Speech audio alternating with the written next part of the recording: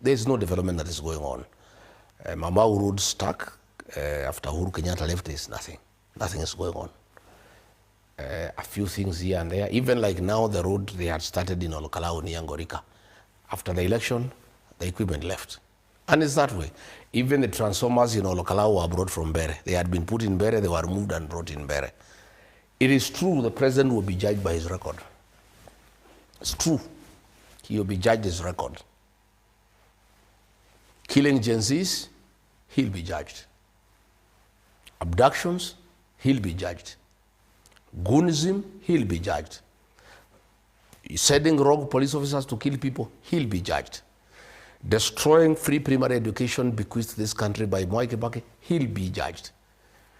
Destroying Leader Mama bequeathed to this country by Uhuru Kenyatta, he'll be judged.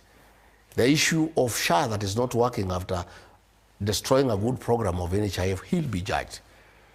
HELB was working, university financing. Even now he's trying to con students that he has directed they be given free education. When there is no mechanism, the budget has already been passed, my brother.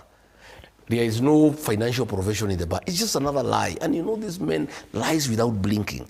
And he doesn't know that you lie to people today. Tomorrow they call you out. When you say there will be free primary education, the budget for his last budget has already been approved by the National Assembly. There is no provision for free university education. It's a lie. He'll be judged on the lies he has given to the people of Kenya. He will be judged on deception.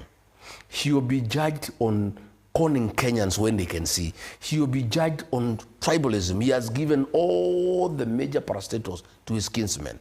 He will be judged on grabbing land. So when he says that people should be judged by their record, it is true. We agree. We'll be giving the people of Kenya his record.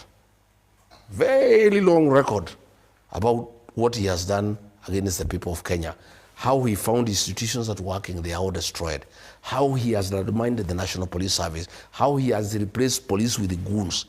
How he has undermined the democratic space. How he killed young people whose crime was only saying they should be heard.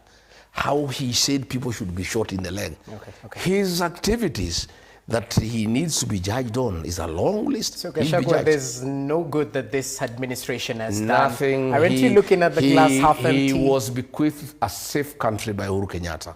It had economic challenges, yes, but there was no goonism. People are free to do what they want. This was a country that was safe. Police were protecting people. Police were not attacking people.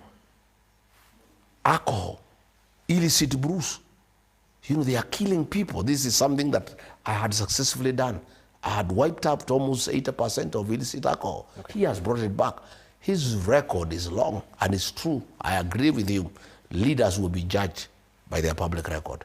We will be giving a list of all the things that you have done, and then the people of Kenya can judge. Speaking of leaders being judged by their public record, you made some public sentiments not too long ago in respect to foreign or international tourists, and you gave them a caution in terms of coming to Kenya due to this Goonism issue. Your message was loud and clear. We've seen Canada perhaps give a travel disclaimer for their nationals who are set to come to Kenya, but your words seem to have irked a couple of leaders, especially those from the coastal region. Statement borders on economic sabotage. Let's listen in. When you touch our uchumi, we will touch you personally. Yes. Because we can't employ the hundreds of thousands or millions of the young people that work in the coastal line, wakifutwa kazi. Or you have now seen the biggest standalone investment is earmarked for Lamu. The tourism sector is a whole ecosystem. Within tourism, you get a tax.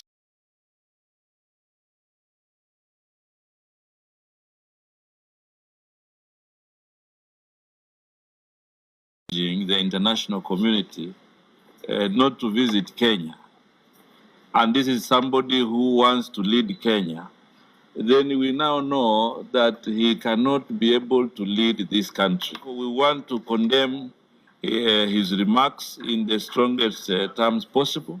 The major sources of income for this particular region and for the country in general to be denied, and that is an element of tourism. It's a very, very saddening. You know, when you come up with issues that are so hatred in nature, that by killing the economy of this region. Nichukue fursa hii kwa niaba ya wenzangu magavana, viongozi hao wote, kulani matamshi ya jana ya kiongozi wa DCP. Yeye anakataza watalii wakuje Kenya na anakataza uchumi ama wawekezaji kuja Kenya. Ukisema watalii wasije Kenya, wanaathiri pwani. Kwale, Taita, Mombasa, Kilifi, Tana River, Lamu, tunategemea utalii. Alafu anataka kuzunguka hii pwani, wewe tafuta biashara nyingine, kwa sababu sisi kama viongozi hataruhusu. Sisi tunategemea utalii. All right, the leaders have spoken. Right of reply. Why are you pushing for economic sabotage? 4 things. I've heard one of those characters there talking about young people and how their livelihood is being threatened. Yet, everybody knows he has destroyed young people in the coast region by selling hard drugs and making sure that young people are zombies. For the longest, everybody knows the role he has played as a drug baron, and he sits in cabinet. It's a shame. Number 2, tourism is not just in the coast. It is everywhere. My family owns tourist hotels. I can never do anything to hurt business. I'm a very patriotic Kenyan, but I'm also a truthful and a cautious leader. I don't know how old you are. In the 80s, there was a girl called Julia Ward. Julia Ward was a British tourist, and she was killed in the Masai Mara, and she disappeared, and her body was found dismembered. It destroyed our tourism for 10 years.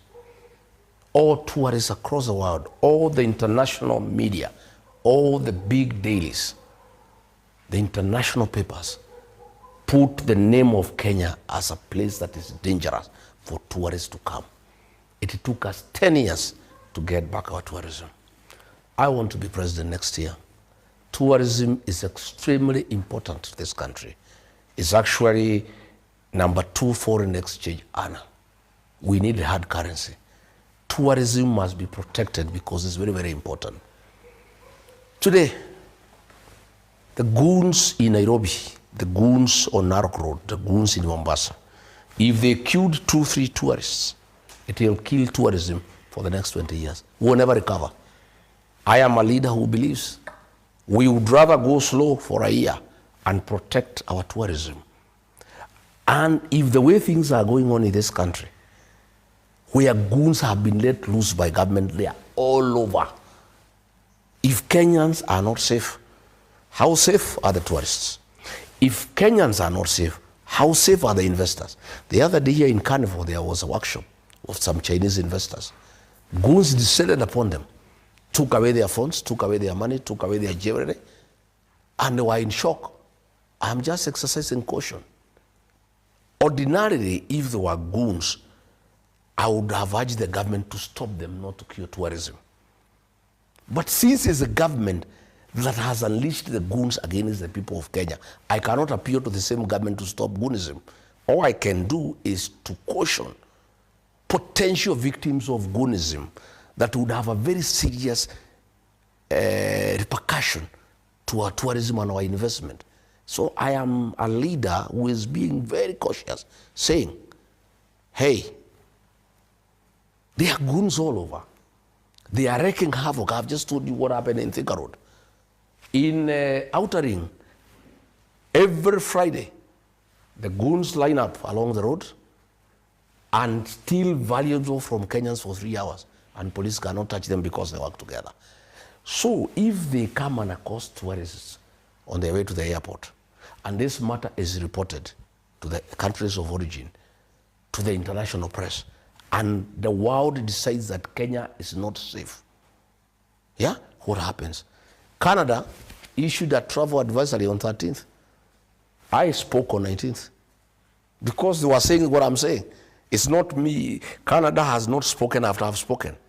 Canada has issued a travel advisory to Canadians to say Kenya is not safe, which is what I'm saying. And these tribal adversaries will come because all these people, they live here. They have looked at the newspaper. If you looked at the clip on NTV on the attack in Olkalau, these foreigners are saying it's not that they live in a vacuum. What I am saying today is what they will be saying tomorrow. So by me issuing such a strong statement, ordinarily, if President William Ruto had any intention of stabilizing this country to normalcy, because it's not a normal country anymore, we are almost going to hate way. He would listen to my statement and know there's danger.